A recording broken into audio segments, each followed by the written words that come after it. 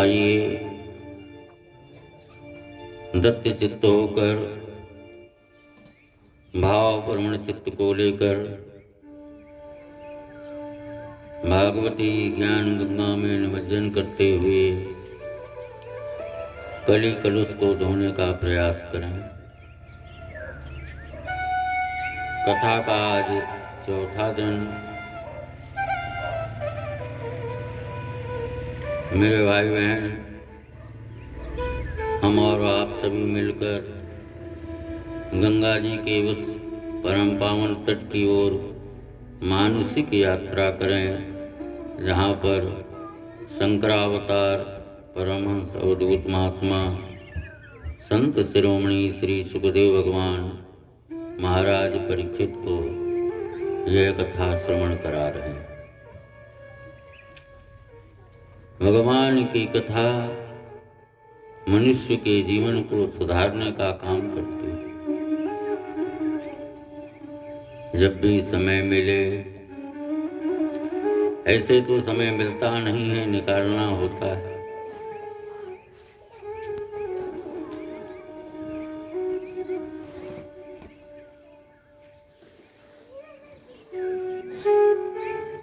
मेरे भाई बहन, नाक और कान ये दो परमात्मा के प्रविष्ट द्वार हैं। भगवान हमारे हृदय में आएंगे। द्वार कौन कौन से हैं? कर्ण के द्वारा और नेत्र के द्वारा। ये भगवान के प्रवेश द्वार।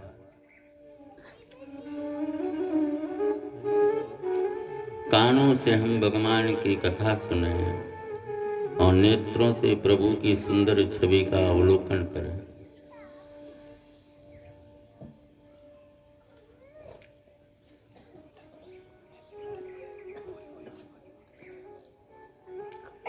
घर संसार परिवार में क्या चल रहा है, क्या नहीं चल रहा, उसकी चिंता मत करो। भगवान ने सारी व्यवस्थाएं कर रखी हैं और तुम्हारी चिंता करने या ना करने से कुछ होने वाला नहीं। आप चिंता छोड़ करके चिंतन करो, मनन करो, स्मरण करो। जो समय बीत गया उसकी चिंता छोड़ दो। जो बचा है अपने वर्तमान को सुधार लो। समस्या ये है कि हम भूत और भविष्य की चिंता करते हैं। जो समय बीत गया वो वापस नहीं आएगा। भविष्य की चिंता क्यों? वर्तमान सुधर गया तो भविष्य अपने आप ठीक हो जाएगा। जो वर्तमान है आप उसे सुधारने का प्रयास करें।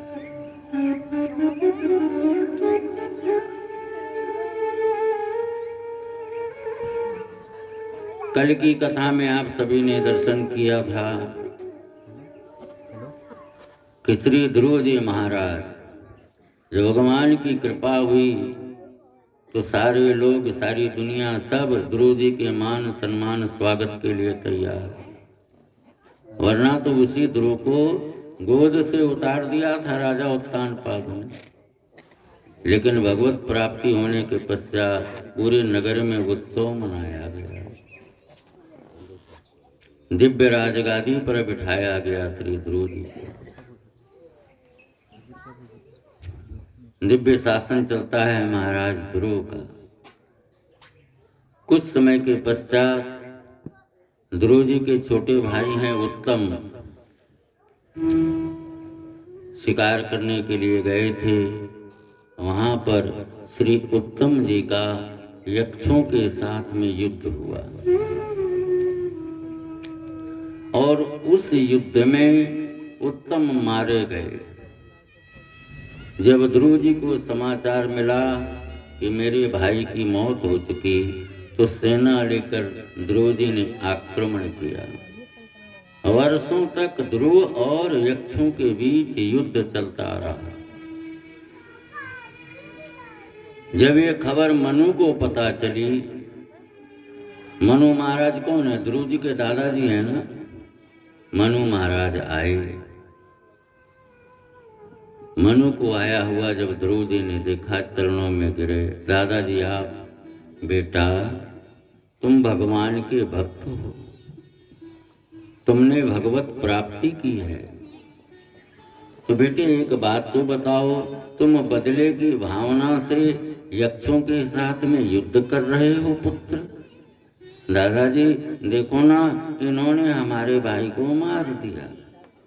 मनु ने कहा बेटा कोई किसी को मार नहीं सकता, निमित्त ये जरूर बना, उसकी मृत्यु यक्षों के हाथ से लिखी थी, इसलिए वो यक्षों के द्वारा मारा गया। लेकिन तुम भाई के प्रेम में पड़कर यह भी भूल गए। ध्रुव जी को अपनी गलती का ज्ञान हुआ, वापस आए। कथा आती है, पुनः हरि स्मरण हो आया, भगवान की भक्ति में लीन हुए, अपने पुत्रों को राजगादी सौंप दी कि नहीं नहीं, अब मुझे तो अंत समय हरि भजन करके भगवान के लोक को ही जाना। घर परिवार सब छोड़ करके बेटों को राजगादी दे दी। आए ऋषिकेश में, गंगा जी के तट पर। मेरे भाई बहन जो कोई ऋषिकेश गए होंगे, ध्रुव आश्रम के पास में गंगा जी आज भी बिल्कुल शांत बह रही है। ध्यान लगा करके जब ध्रुव जी बैठे तो गंगा का जो प्रवाह है उसकी जब ध्वनि सुनाई पड़ी तो ध्रुव जी उठ करके जाने लगे कि यहाँ तो भजन में विक्षेप होगा। तो गंगा मैया दौड़े दौड़े आई, बेटा तुम मुझे छोड़ करके जा रहे हो ध्रुव? नहीं माँ, आपको छोड़ के जाने का विचार तो नहीं है, लेकिन ये कलरव, ये शोरगुल, ये ध्वनि हमारे भजन में विक्षेप करती है। बेटे यह बात है, ध्रुव चिंता मत करो, आज के बाद से मेरा प्रवाह यहाँ पर एकदम नॉर्मल होगा। आज भी एकदम धीरे धीरे गंगा जी बह रही है। 12 वर्ष तक ध्रुव जी ने वहाँ पर तप किया। 12 वर्ष की अवधि जब पूर्ण हुई, भगवान के पार्षद विमान लेकर के आते हैं ध्रुव जी को ले जाने के लिए। और अब ध्रुव जी का मन गंगा जी को छोड़ करके जाने का नहीं हो रहा। बार बार गंगा माँ को याद करते हैं, माँ इतने वर्षों तक आपका सानिध्य मिला, रो पड़े ध्रुव। गंगा दौड़ी दौड़ी आई, बेटा तुम रो रहे हो ध्रुव? हाँ माँ, आपको छोड़ करके जाना पड़ेगा ना। पुत्र तुम जहाँ जा रहे हो वहाँ तो मेरा सदैव निवास है, यहाँ तो थोड़े समय के लिए मैं आई हूँ, बह रही हूँ। प्रणाम किया गंगा जी को। विमान में बैठने को जो तैयार हुए, ठीक उसी समय काल का आक्रमण हुआ। काल मृत्यु सर झुका करके ध्रुव जी के सामने खड़ा हो गया। ध्रुव एक कृपा मुझ पर भी कर दो। क्या आज तक कोई भी आया है मुझ पर विजय प्राप्त नहीं कर पाया, क्योंकि काल के अधीन तो सभी हैं, लेकिन आप मुझे जीत करके जा रहे हो सशरीर। तो एक काम करो, क्या? बोले मेरे सर के ऊपर अपना पैर रखो और फिर विमान के ऊपर चढ़ो, क्योंकि आपने तो मुझ पर भी विजय प्राप्त कर ली। सुखदेव जी कहते हैं, राजन काल मृत्यु सर झुका करके खड़े, ध्रुव जी ने अपना एक पैर मृत्यु के ऊपर रखा, दूसरा विमान के ऊपर आरूढ़ हुए और भगवान की ओर प्रस्थान किए। ध्रुव लोक आप लोग सब जानते हैं। बोलिए श्री ध्रुव जी महाराज की।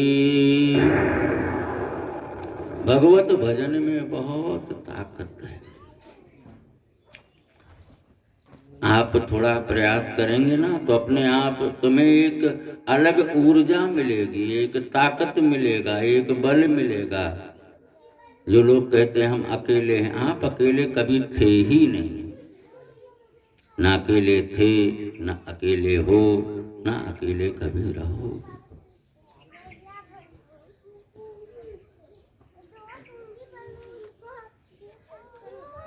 तो ये तो कथा हुई महाराज उत्तानपाद की, ध्रुव की। मनु महाराज के दूसरे पुत्र हैं महाराज प्रियव्रत। उनकी कथा आती है। उनके ही वंश खानदान में चक्रवर्ती सम्राट हुए महाराज भरत। बड़ा अद्भुत शासन था महाराज भरत का। सुखदेव जी कहते हैं, राजन, घर परिवार में सारी सुविधाएं, सुख साधन सब मौजूद। एक दिन राजा भरत के मन में आया कि बहुत हो गया राजपाट। मन में वैराग्य उत्पन्न हुआ। अपने पुत्रों को बुला करके राजगादी सौंप दी अपने बेटों को और चले वानप्रस्थ जीवन व्यतीत करने के लिए। महाराज भरत आते हैं श्री गंडकी नदी के परम पावन तट पर। नेपाल गए होंगे, वहीं पर गंडकी नदी जहाँ पर शालिग्राम मिला करते हैं। तो श्री भरत जी का आगमन हुआ। देखिए, भगवान की माया बड़ी प्रबल है। घर परिवार, पत्नी, बच्चे, राजपाट सब कुछ छोड़ करके भरत जी आए गंडकी नदी के तट पर। सुंदर कुटिया बना करके रह रहे हैं। नित्य त्रिकाल संध्या करते हैं, भगवान का भजन करते हैं, पूजन करते हैं। एक दिन दोपहर का समय था। संत भरत त्रिकाल संध्या कर रहे। नदी के मध्य में कमर भर जल में खड़े हुए। ठीक उसी समय एक हरणी आती। उस हरणी के पेट में बालक है। वो हरणी भयवश वहां पर आई।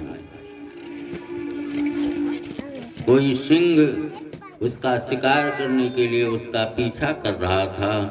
वो प्राण रक्षा के लिए उसने उसी नदी में छलांग लगाई जहाँ पर संत भरत स्नान कर रहे।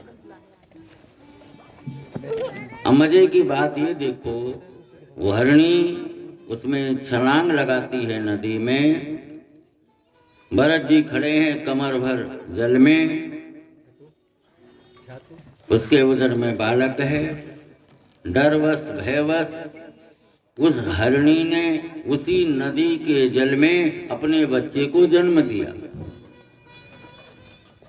अच्छा, प्रसव पीड़ा इतनी ज्यादा हुई कि प्राण उसके निकलने लगे, लेकिन वो टुकुर टुकुर देख रही है संत भरत की ओर, मानो ये कह रही हो, बाबा हम तो अब जा रहे हैं, ये छोटा सा नन्हा सा बालक है, इसकी देखभाल अब आपके जिम्मे।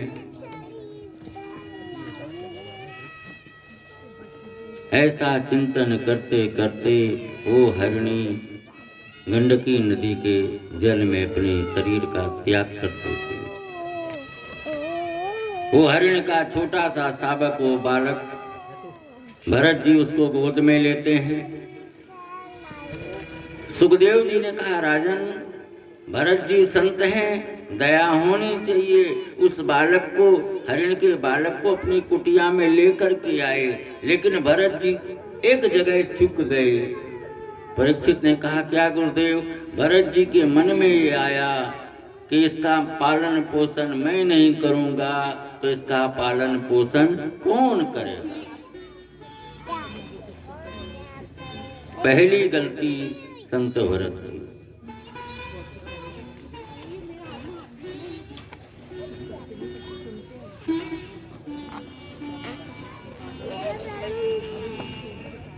मेरे भाई बहन लेकर के आए हैं। वो हरिणी का छोटा सा वो बालक बस भरत जी की कुटिया में यहाँ कूदे, यहाँ छलांग लगाए। अब जो 24 घंटे भरत जी राम राम श्याम श्याम का जप करते थे, सारी माला वाला छूट गई। मन किस में लग गया? वो हरिण के बच्चे में। यही दशा हम लोगों की है, नहीं? अच्छा, कुछ समय बीता, वो हरिण का बालक बड़ा हुआ तो भरत जी ने नामकरण भी कर दिया। उसका नाम क्या रखा? राजा बेटा। राजा बेटा कुछ खाया कि नहीं? अब 24 घंटे राम राम बंद हो गया, राजा बेटा राजा बेटा चालू।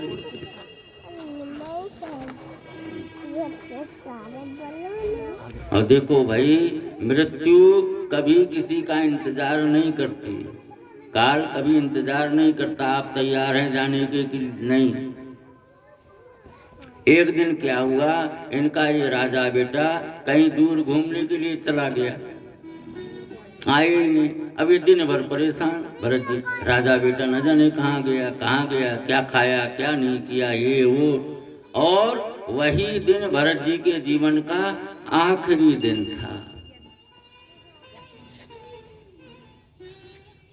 यमदूत आए भरत को ले जाने के लिए, प्राण उनके निकालने की तैयारी में। ठीक उसी समय इनका ये राजा बेटा उसी समय पहुंचा। और मेरे भाई बहन सुखदेव जी कहते हैं, राजन अंत समय राम की जगह क्या निकला? राजा बेटा कहते कहते भरत जी चले गए। इसलिए तुलसी ने लिखा रामचरितमानस में, जन्म जन्म मुनि जतन कराही, जन्म जन्म मुनि जतन कराही, जन्म जन्म मुनि जतन कराही, जन्म जन्म मुनि जतन कराही। अंत राम कही आवत नाही, अंत राम कही आवत नाही। अंत समय राम नाम निकलना बहुत कठिन। परिणाम क्या हुआ? राजा राजा कह करके हिरण का चिंतन करके मरे। इसलिए दूसरा जन्म किसका हुआ? हरिण का हुआ। सोचो आप, क्या भरत जी ने कोई पाप किया था?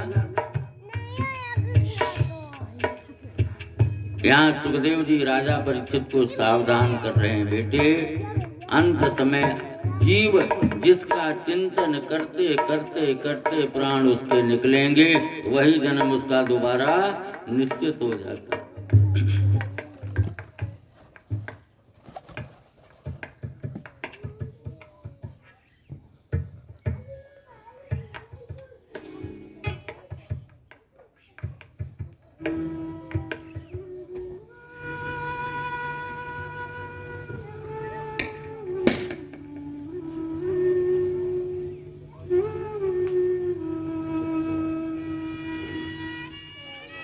इसलिए अभ्यास डालो मेरे भाई बहन, अभ्यास करत करत अभ्यास ते जड़मत होत सुजान।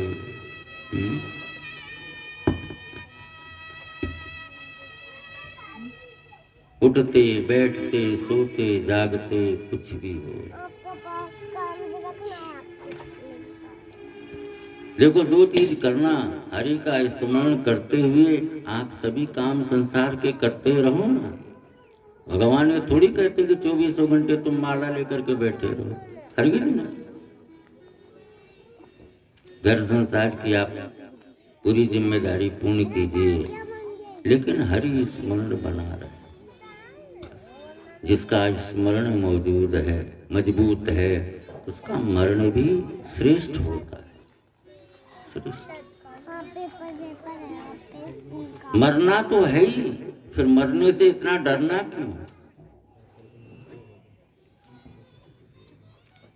अच्छा, छोटा सा भी बच्चा हो, चाहे वो किसी जानवर का ही क्यों ना हो, मौत से सबको डर लगता है ना। किसी को बच्चे को ऐसे लटकाओ तो डरता है कि नहीं डरता? क्यों डरता है?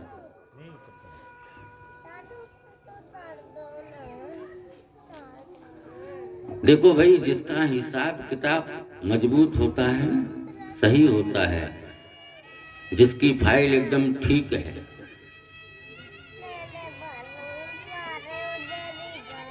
यमदूत जब लेने आते हैं जीव को, अगल बगल दोनों खड़े हो जाते हैं, दो आते हैं, और उस समय क्या करते हैं यमदूत? ले जाने के पहले हमारे जीवन की सारी रील भगवान के यहाँ टेप होती है। 60 साल 80 साल तुम जितने साल जिए हो ना, दुनिया में रहे हो, सारी पिक्चर तुम्हारे जीवन की बनी हुई है भगवान के पास।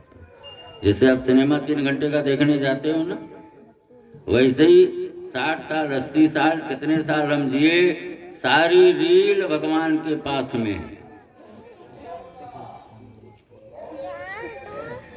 अच्छा, तो जब ले जाने की बारी आती तो भगवान कह देते यमदूतों को, जरा इसको, अब इसके जीवन की रील दिखा तो पिक्चर चालू करो, बेटा देख लो, तुमको इतना सुंदर मानव जीवन बना कर दे करके भेजा, तुमने क्या किया? नहीं। और जब फिल्म चालू होती उसके जीवन की, जहाँ जहाँ उसके द्वारा अच्छे काम हुए रहते हैं तो बड़े प्रेम से देखता है, ठीक है ना, आनंद आता। और जहाँ कुछ गड़बड़ वाला सीन आया तो वो चिल्लाता है, कराहता है, तो लोग सोचते हैं अगल बगल घर वाले, यार कितनी पीड़ा वो पीड़ा नहीं, अपने जीवन की रील देख करके रो रहा है। अरे हमारी तुम्हारी बात तो छोड़ो, ब्रह्म के पिता हैं भगवान श्री राम के पिता अवधेश दशरथ, हमारी तुम्हारी बात तो छोड़िए, जब जीवन का अंत समय आया अवधेश का, सुमित्रा खड़ी हुई, सुमित्रा की गोद में महाराज दशरथ का सर, महारानी कौशल्या वहां पर, श्री सुमंत जी, तीनों वहां पर हैं, कौशल्या, सुमित्रा और सुमंत। महाराज दशरथ ने कहा, रानी कौशल्या, सुमित्रा, हाँ महाराज क्या है? दीवार में देखो, कुछ दिखाई दे रहा है। दीवार में महाराज दशरथ अपने जीवन की रील देख रहे थे, अंत समय की। और रील में क्या दिखाई दिया उस समय? श्रवण के माता पिता वाला सीन दृश्य जब सामने आया, कौशल्या कहती, महाराज दीवार में कुछ नहीं, सुमित्रा कहे कुछ नहीं, सुमंत जी कहे कुछ नहीं, लेकिन अवधेश को दिख रहा है। जो जाने वाला है उसी को तो दिखाई देगा। और बाबा जी ने लिखा चौपाई के माध्यम से,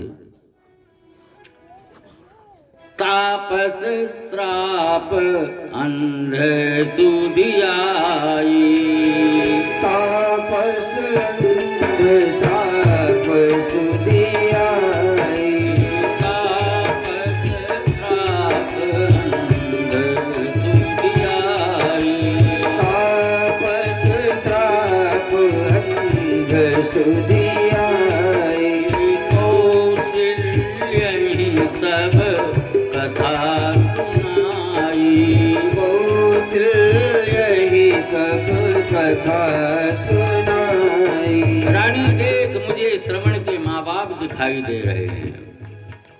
समझ गई सुमित्रा, समझ गई कौशल्या, समझ गए सुमंत कि अब सूर्य वंश का सूर्य अस्त होने वाला, अस्त।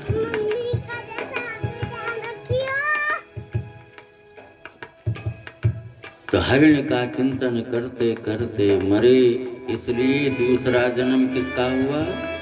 हरिण का। लेकिन मेरे भाई बहन, किए गए पुण्य व्यर्थ नहीं जाते। हरिण का जन्म तो मिल तो गया, लेकिन पूर्व जन्म की स्मृति बनी रही कि अरे मैं एक चक्रवर्ती सम्राट था, घर परिवार छोड़ करके गंडकी नदी पर आया, एक हरिण में फंस गया, जिसकी वजह से मुझे हरिण का जन्म लेना पड़ा। पशु योनि में होते हुए भी भरत जी एकादशी का व्रत करते हैं। भागवत में लिखा है सूखी घास खाते हैं, हरी घास नहीं खाते। क्यों? उसमें कीड़े होंगे, तो कीड़े कहीं अगर जीव हत्या ना हो जाए, इसलिए सूखी घास खाएं, सूखे पत्ते खाते, एकादशी का व्रत करते, गंडकी नदी का जल पीते और भगवान का भजन करते कि हे प्रभु थोड़ी चूक हो गई, अब तो करुणा करो। समय बीता, उस हरिण योनि से भी छुटकारा मिला। तीसरा जन्म हुआ एक ब्राह्मण के यहाँ।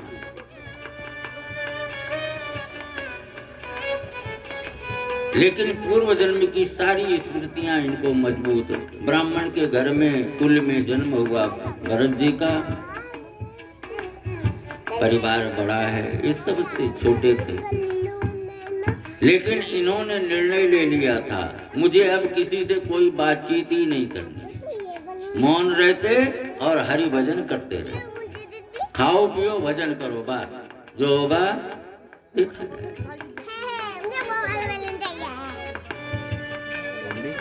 पिताजी इसके परेशान कि बड़ा भाई कमाता है, ये करता, वो ये कुछ काम ही नहीं करे, कुछ बोलता नहीं। तो भाइयों ने सबने मिलकर के इनका नाम रख दिया जड़ भरत। क्या नाम रखा? जड़ यानी मूर्ख। सुखदेव जी कहते राजा मूर्ख नहीं थे, बहुत बड़े ज्ञानी थे।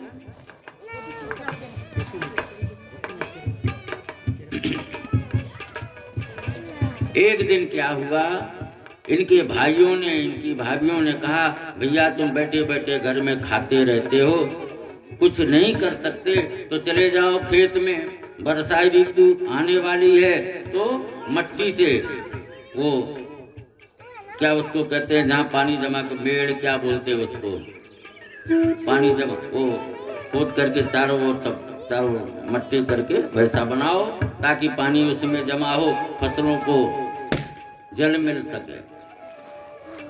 अब इनका तो नियम है, बोलना है नहीं किसी को। फावड़ी कुदार लिए कंधे पर रखे आ गए खेत में। सोचने लगे अगर मैंने आज अच्छे ढंग से काम कर दिया तो ये कल दूसरा काम बताएंगे, तो रात दिन अगर मैं काम ही करूंगा तो भजन कब करूंगा? तो क्यों ना कर ऐसा कुछ किया जाए कि काम ही बिगाड़ दें। तो चारों ओर मट्टी डालने की जगह भरत जी ने एक ही जगह गड्ढा खोदना शुरू कर दिया। शाम को जब इसके भाई लोग आकर के देखते हैं, माथे पर सर पर हाथ पटक पटक करके, नाहक तुझे काम के लिए हमने भेजा, मैंने तुझे चारों ओर मट्टी डालने के लिए कहा था, तैने तो यहाँ पर गड्ढा कर दिया। सुन करके बड़े राजी हुए। कुछ समय बीता, फसल लगी हुई गेहूं की, सरसों की। भाइयों ने कहा जाओ खेत में फसल लगी है, उसकी देखभाल करो, उसकी रखवाली करो, कहीं जानवर खराब ना कर दें उस फसल को।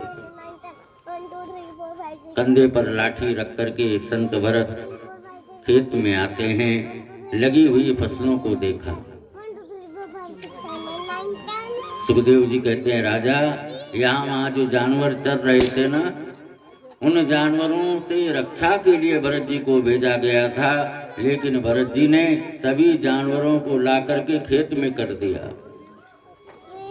और मन ही मन कहते हैं ये खेत किसका? भगवान का। फसल किसकी? भगवान की। ये जानवर किसके? भगवान के। तो बोले जब सब भगवान का ही है तो मैं कौन होता हूँ मना करने वाला? मेरे भाई बहन सारे जानवर हाँक करके ले करके आए और फसल के अंदर सभी जानवरों को छोड़ दिया। सब जानवर मस्ती से खड़ी हुई फसल खा रहे और भरत जी इतने आनंद में भर गए, लगे हरि गुण गाने। हरे कृष्णा कृष्ण कृष्ण हरे हरे, हरे कृष्ण कृष्ण कृष्ण हरे हरे,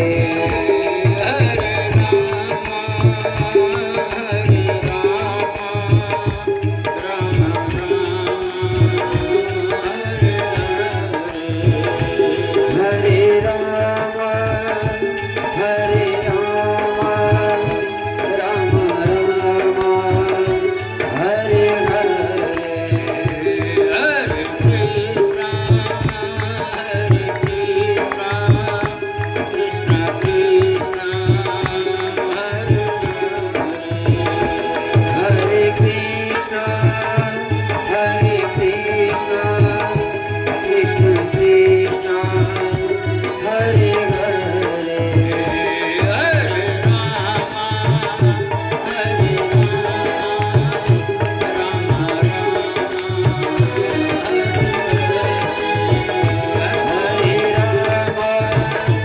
हरे राम, राम राम हरे हरे, हरे कृष्ण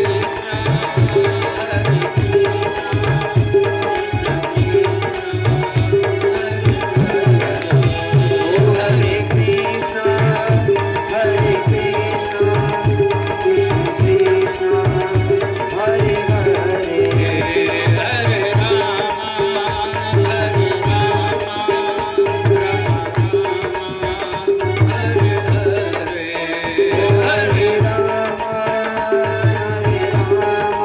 राम हरे एक बात तो बताइए कि भगवान क्या हरे हैं कि श्याम हैं? बोलो, राम जी श्याम हैं कि हरे हैं? हाँ? भगवान राम हो, कृष्ण हो, श्याम है कि हरे हैं? हाँ पुरुषोत्तम, श्याम है ना? तो यहाँ पर हरे है। काले कृष्ण कहना चाहिए था, काले कृष्ण, हरे क्यों कहा गया यहाँ पर?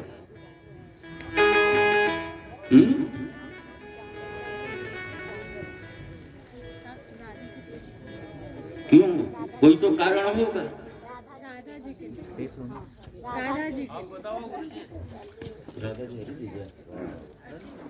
देखिए, राम हो या कृष्ण हो, दोनों का श्याम वर्ण है।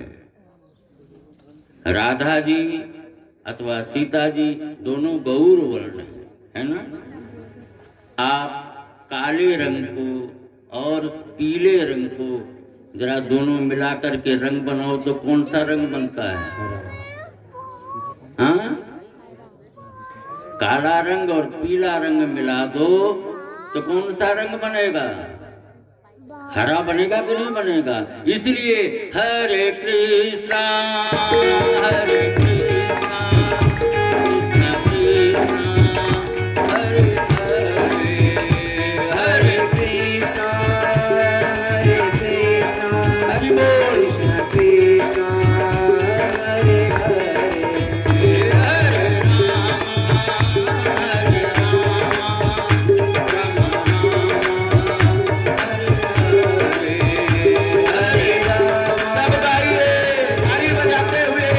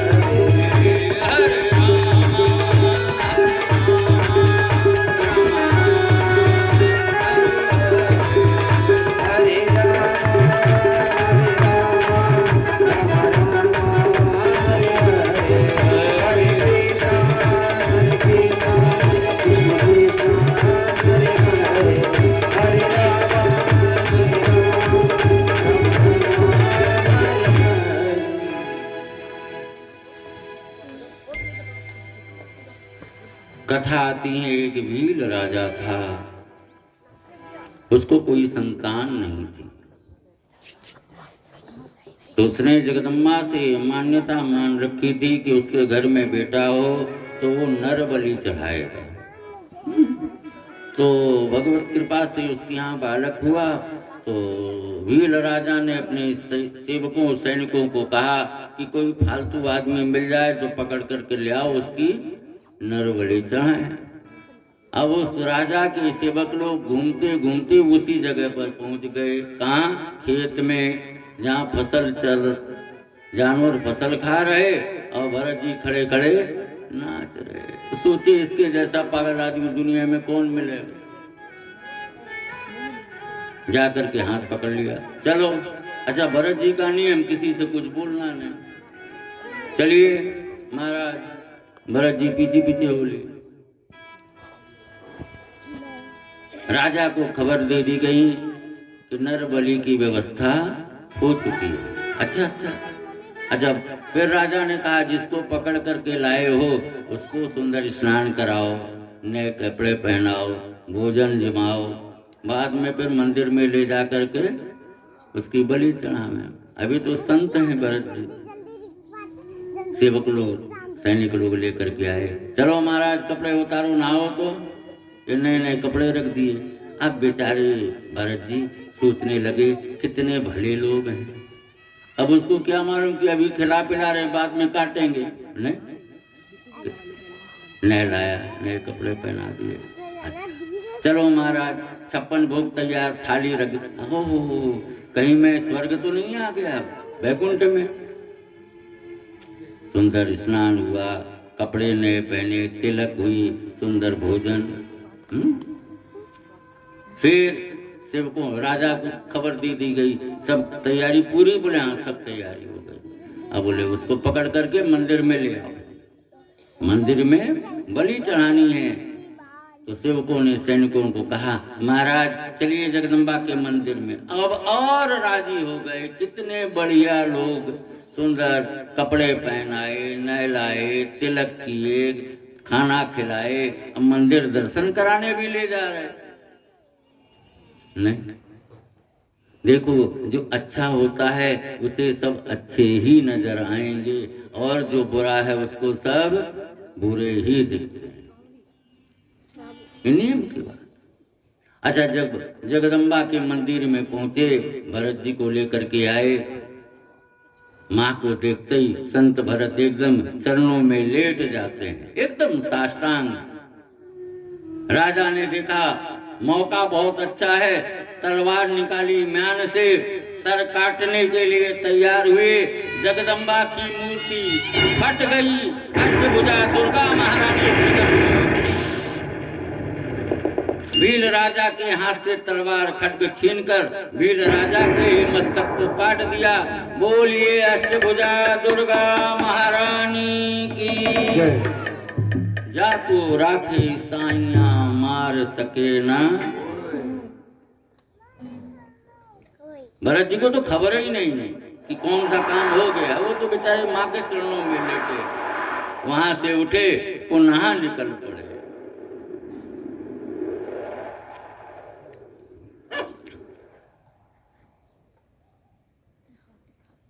चले जा रहे हैं अपनी मस्ती में।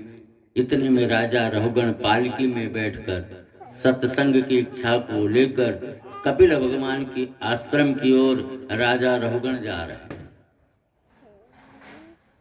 पहले के समय में राजा लोग पालकी में, घोड़ों में, रथ में बैठ के जाते, तो पालकी में बैठे हुए राजा रहुगण जा रहे हैं कपिल भगवान के आश्रम की ओर। रास्ते में इनका एक सेवक पालकी वाला बीमार हुआ। अब पालकी कौन खींचे, कौन लेकर के जाए। तो राजा ने कहा देखो अगल बगल में कोई मिल जाए पकड़ करके ले आओ। अब बेचारे हर बार यही मिलते हैं। कौन? हट्टे कट्टे थे, कोई चिंता तो है नहीं। भगवान खाना, भगवान का भजन करना, मजबूत शरीर, कदकाठी। सेवकों ने कहा आदमी तो ठीक लगता है, चलो महाराज। अब बोलना है नहीं, लेकर राजा को कहा आदमी मिल गया हमारा। अच्छा अच्छा ठीक है, लेकर के आए हो, कहो पालकी उठाए। सेवकों ने कहा पालकी कंधे पर उठाओ। पालकी कंधे पर ले ली। अच्छा, जब चलते हैं, चलने में बहुत होशियार है। क्या? नीचे देख करके चलते हैं कि मेरे पैर के तले दबकर कोई चींटी कीड़ा मकोड़ा ना मर जाए। तो जब रास्ते में कोई चींटी कीड़ा मकोड़ा आता है दिखे तो भरत जी जंप मारते हैं बचाने के लिए। अच्छा, जैसे ही जंप मारे तो पालकी में बैठा हुआ राजा रहुगण का माथा जो खटाक खटाक लगे। अरे मूर्खो, तुमको चलना भी नहीं आता?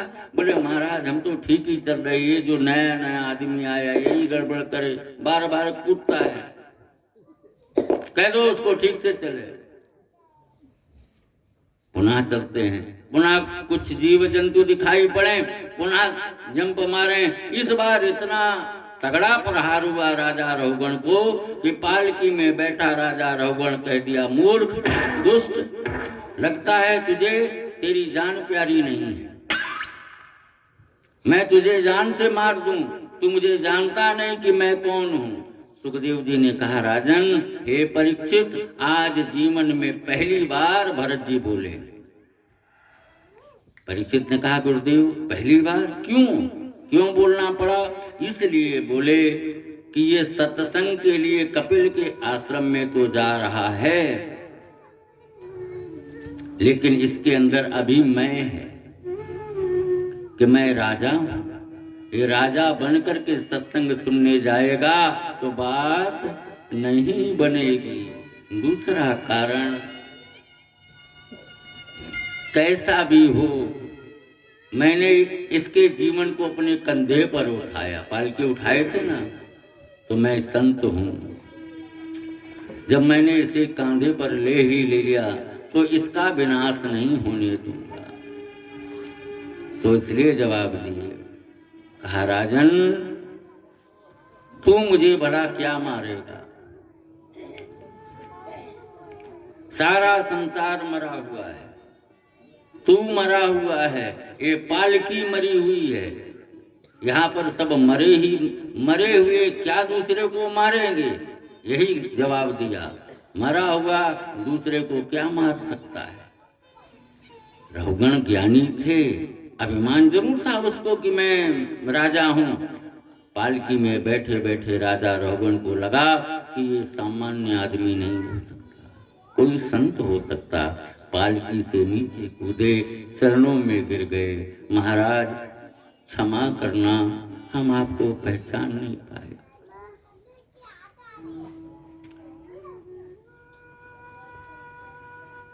संत भरत ने राजा रहुगण को दिव्य ज्ञानोपदेश कराया।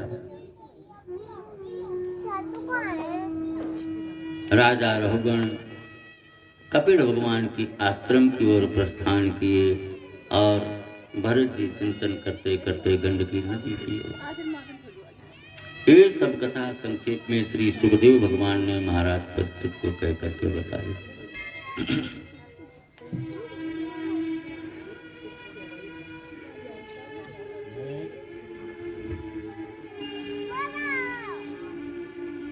कथा का उसी हिसाब से मुझे करना। अच्छा आप लोग बताइए कृष्ण जन्म कितने तक करना, उसी हिसाब से फिर मैं आगे बढ़ूंगा ना भाई। पता चले मैं कथा में विस्तार में लेते जाऊं, बाद में फिर एक टाइम क्यों, कितने बजे तक करना है भाई बताइए? 11 बजे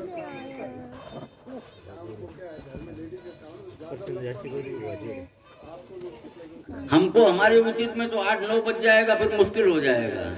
हमारे उचित की बात तो छोड़ो। ये 7 बजे तक। माताओं आप लोगों को क्या बोलते हो बेटा? एक दिन की बात है, चलेगा? हाँ बेटा बोलो बोलो, कोई बात नहीं है। 7 बजे तक चलो। एक माता जी ने कह दिया 7 बजे तो बात पक्की है। क्या बोले? 6 बजे तक तो रोज की कथा है, 6 बजे तक तो करता ही है। देखो ऐसा है कि 7 बजे तक अंधेरा हो जाता है। कन्हैया अंधेरे में रात में आए थे तो थोड़ा अंधेरा तो चाहिए ना, 6 बजे तो अंधेरे ही नहीं रहता है। हैं? ठीक है तो, लेकिन कोई उठ के जाना नहीं, फिर उठ के गए तो फिर कल मैं रात को घूम रहा था तो एक माता जी ने हमको पूछा था कौन है, कोई खबर नहीं, शायद आप ही थी ना। हाँ, कल रात को कि गुरुजी कल आप कथा में बताए थे कि सावड़ सूतक पड़ जाए तो फिर पूजा कैसे, है ना, यही प्रश्न था आपका शायद। किसका था? आपका ही था ना। हाँ, तो जोर के बोलो, उसमें शर्म की क्या बात है। बेटा सावड़ सूतक पातक कुछ लगे, पूजा नहीं छूटनी है। मतलब आप उस समय मानसिक पूजा करें। क्या पूजा करें? इस पूजा से श्रेष्ठ पूजा होती है मानसिक पूजा। मन से भगवान का स्नान करें, करवाएं, मन से ध्यान करें, मन से भोग लगाएं।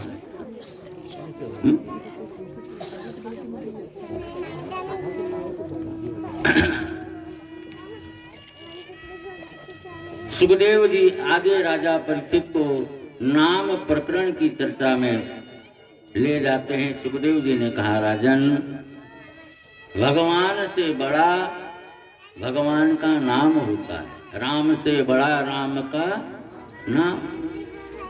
राम ने, कृष्ण ने तो गिने चुने लोगों को तारा, लेकिन उनके नाम से हजारों लोग तरते हुए आ रहे हैं और आगे भी तरते रहेंगे। परीक्षित को कहा सुखदेव जी ने, बेटा अजामिल नाम का एक ब्राह्मण था।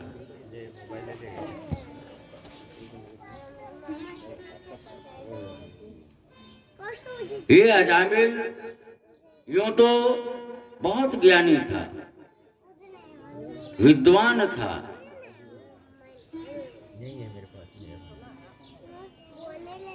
लेकिन जब बुद्धि भ्रष्ट होती है, एक क्षण के कुसंग से अजामिल का जीवन बिगड़ गया। एक बार अजामिल वन में आए, भ्रमण कर रहे थे, अब कुछ ऐसे वैसे दृश्यों का अवलोकन किया, जिसकी वजह से अजामिल की बुद्धि बिगड़ गई। सत्कर्म को छोड़ करके कुकर्म का मार्ग अजामिल ने पकड़ लिया। सारे दुर्गुण अजामिल के अंदर।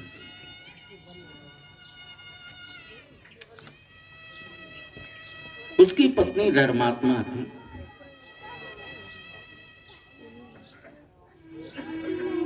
पूरे गांव वाले अजामिल के पाप से ताप से दुखी थे। सबको सताता है, सबको कष्ट देता है।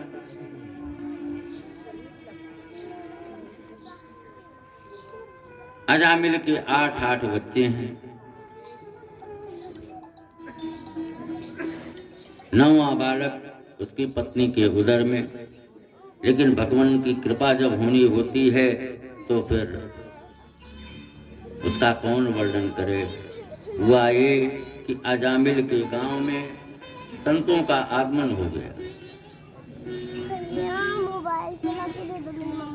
संत मंडली अजामिल के गांव में पहुंची।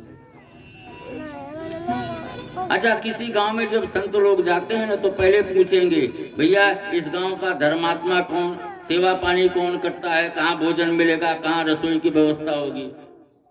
तो संत लोग जब आए तो गांव में पूछा किसके घर में जाएं, कहाँ सब व्यवस्था होगी। तो गांव वालों ने पता किसका दे दिया? अजामिल का। क्यों? अजामिल के यहाँ जाएंगे, अजामिल के यहाँ इसका तिरस्कार होगा, संत इसको श्राप दे देंगे, बात बन जाएगी। तो सबने एड्रेस दे दिया अजामिल का। कहा अजामिल जैसा भक्त इस गांव में कोई दूसरा नहीं है। अब संत लोग अजामिल के घर में आए।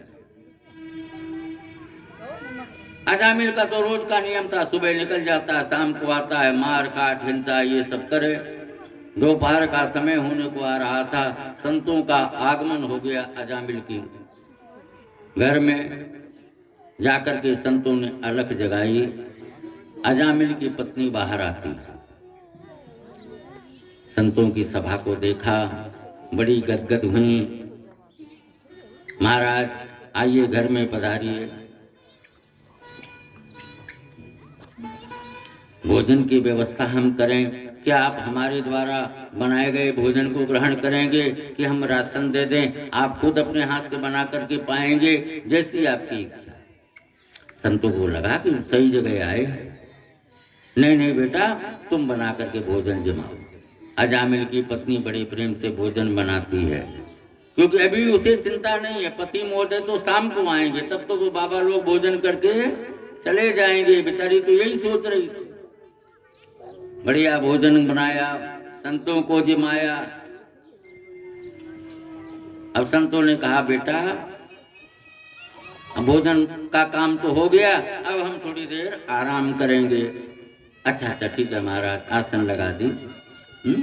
शाम जब होने लगी, अब अजामिल की पत्नी परेशान, जब किसी समय वो आ जाएंगे और आते ही इन संतों का अपमान हो जाए तो ठीक नहीं। अब संतों को बोल भी तो नहीं सकती ना कि महाराज अब घर से जाओ, क्या करे। चाय लेकर के आती है, सोचा कि चाय पी करके बाबा लोग निकल जाएंगे। चाय लेकर के आई, लेकिन आंख भीगी हुई। संतों ने देखा, बेटी हम जब आए थे तू बड़ी प्रसन्न थी, बड़े प्रेम से तूने भोजन कराया, विश्राम किए हम लोग, लेकिन बेटा अभी कुछ परेशान सी लगती हो, बात क्या है? नहीं महाराज कोई बात नहीं। बेटा संत के आगे, गुरु के आगे, डॉक्टर के आगे कुछ छिपाना नहीं चाहिए। जो तेरी परेशानी है सो तू कह सकते हो। सुखदेव जी कहते हैं, राजन, और अजामिल की पत्नी ने भारी मन से कहा, महाराज क्या करें, हमारे पति का स्वभाव ऐसा बन चुका है, हमें चिंता है वो अभी आ जाएंगे, आपका अपमान हो जाए, वो मुझसे बर्दाश्त नहीं होगा। बेटे चिंता मत कर,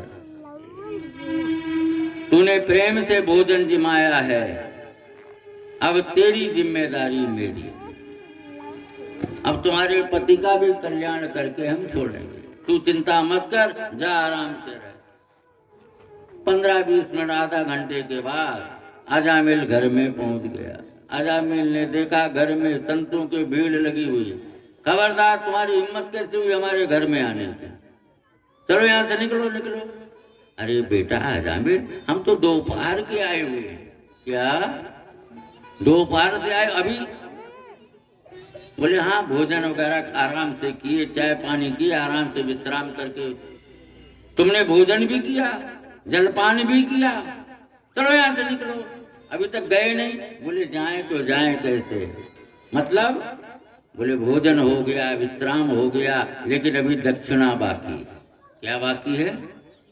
तू दक्षिणा दे दे और हम यहाँ से चले जाएं। अजामिल ने कहा, तुम्हारी डंडे से पिटाई नहीं की, यही दक्षिणा है, निकलो यहाँ से।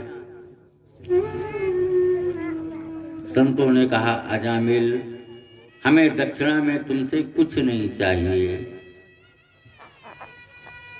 तुम्हारे 8 बच्चे हैं, 9वां बालक तुम्हारी पत्नी के उदर में है, हमें दक्षिणा में यही दे दो।